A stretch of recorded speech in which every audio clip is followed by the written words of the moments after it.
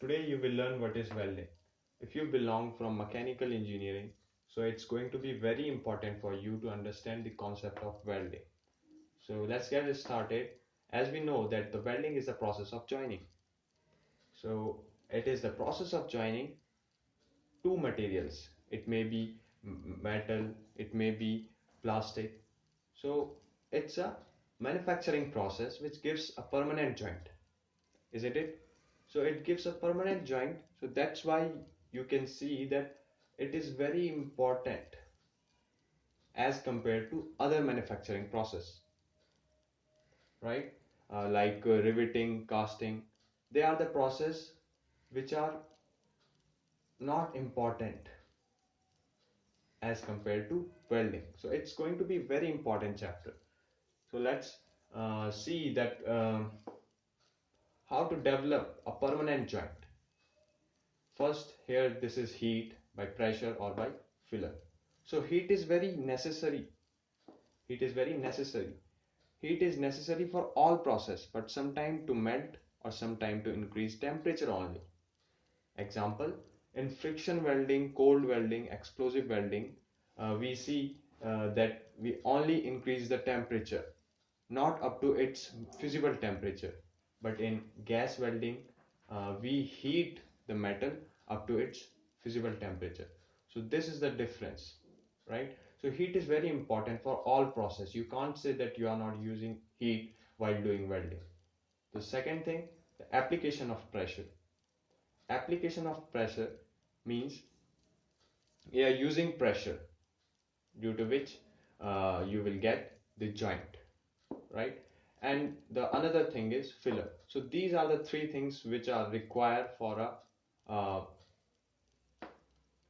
for a welding joint, right? So here you can see the diagram. This is the pictorial view of doing welding, and this is the front view what I made here. If I ask you that what is welding, so you will say that welding is the process of joining two metals by heating them, with or without application of pressure, and with or without using additional material like filler. Okay, so this is a simple definition you can say of welding. As you can see here that this is our electrode and this is our filler, and we are going to join two metals. Okay, and this is our workpiece. So this is a pictorial view, and here I have drawn the front view. So this is my parent metal or base metal. So these three things are same: workpiece, parent metal, and base metal, right? Right. So this is our core wire, okay, and the covering, the outside covering of core wire is our electrode covering, and there are drops of metal and slag, okay, and the depth of penetration of electrode is known as the penetration depth. Now here you can see the filler. So filler is used to fill the gap in between the joints. So it is required to fill the gap between the joints. And the weld pool is a pool uh, where our metal is melted, okay, where we find our metal in a at its melting point. Okay, so we will find the weld pool in liquid state. Now what is shielding gas? Shielding gas is the gas, as you can see here, this is the shielding gas.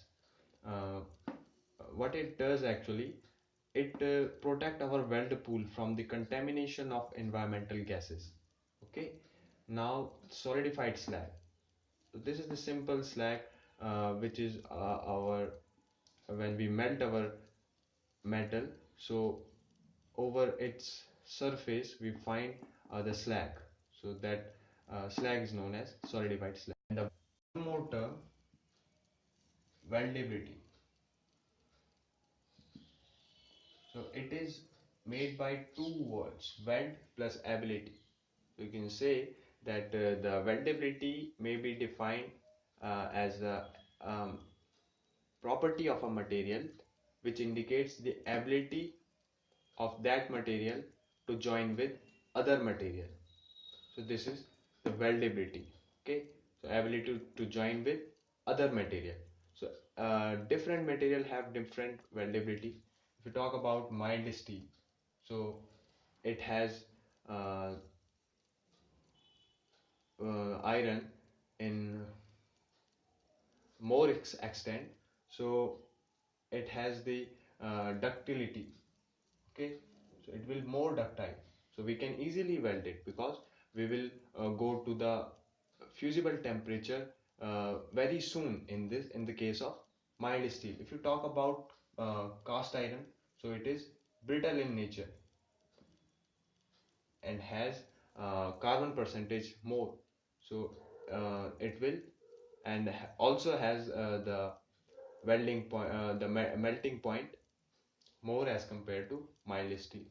So the weldability of mild steel is good as compared to cast iron.